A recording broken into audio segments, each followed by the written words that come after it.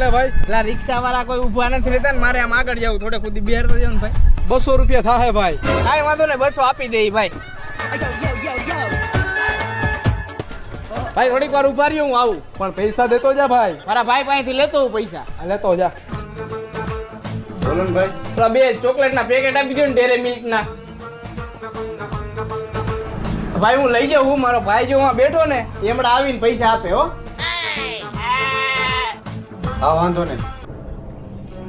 ના ભાઈ મારે ઘરે થોડું કામ એમ મહેમાન આવ્યા ચોકલેટ દેવા જવાનું બરોબર. પણ પૈસા મારા ભાઈ પાસે લઈ લેજો.